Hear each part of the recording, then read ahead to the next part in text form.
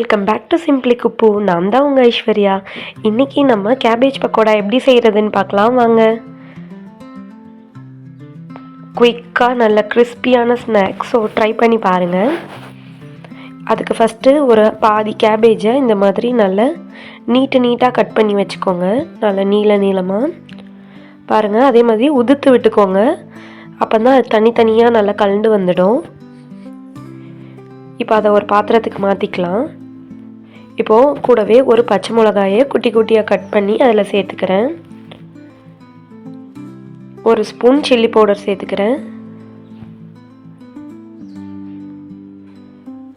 தேவையான அளவு உப்பு சேர்த்துக்கோங்க. இப்போது 2 ஸ்பூன் கடலை மாவு சேர்த்துருக்கேன்.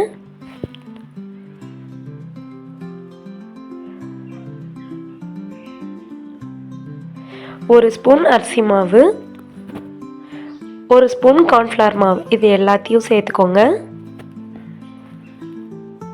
கூடவே ஒரு அரை ஸ்பூன் இஞ்சி பூண்டு பேஸ்ட்டும் சேர்த்துருக்கேன். நீங்கள் வேணும்னா கரம் மசாலா சேர்த்துக்கலாம், நான் இதுவே போதும்னு விட்டுட்டேன். இப்போ கூடவே கொஞ்சம் கருவேப்பிலை, எல்லாத்தையும் சேர்த்து நல்லா மிக்ஸ் பண்ணிக்கோங்க. ஃபஸ்ட்டு இதை எல்லாத்தையும் நல்லா மிக்ஸ் பண்ணிவிட்டு அதுக்கப்புறமா ஒரு ஸ்பூன் தண்ணி சேர்த்து நல்லா மிக்ஸ் பண்ணிக்கோங்க. இங்கே பாருங்கள், நான் ஒரு ஸ்பூன் அளவுக்கு சேர்த்துருக்கேன்.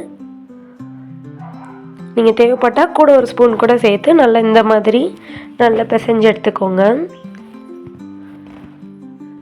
இப்போ எண்ணெய் நல்லா காஞ்சதும் நம்ம மிக்ஸ் பண்ணி வச்சுருக்கோம்ல இந்த கேபேஜை நம்ம போட்டு பொரிச்சு எடுத்துடலாம்.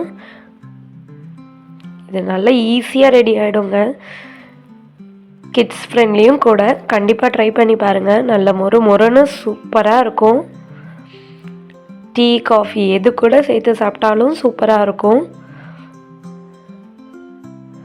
ஒரு ஈஸியான ஸ்நாக் ரெசிபி. இங்கே பாருங்கள், நல்ல மீடியம் ஃப்ளேமில் வச்சு குக் பண்ணுங்கள். இதே நீங்கள் காஷ்மீரி ரெட் சில்லி போட்டிங்கன்னா இன்னும் கொஞ்சம் கலர் வரும். நான் சாதா சில்லி பவுடர் தான் சேர்த்துருக்கேன். இந்த மாதிரி நல்லா திருப்பி விட்டு வேக வைங்க. ஒரு 5 மினிட்ஸ் தாங்க, கோஸ் ஈஸியாக வெந்துடும். இந்த மாதிரி வெந்ததும் நம்ம எடுத்துடலாம். பாருங்கள், பார்க்கவே எவ்வளோ கிறிஸ்பியாக இருக்க மாதிரி இருக்குன்னு. அவ்வளோதாங்க, ரெடி. செஞ்சு பார்த்துட்டு கமெண்ட்ஸில் சொல்லுங்கள். பிடிச்சிருந்தால் லைக் பண்ணுங்கள், மறக்காமல் சப்ஸ்கிரைப் பண்ணுங்கள். பாருங்கள் எவ்வளோ க்ரன்ச்சியாக ரெடி ஆகிருக்குன்னு.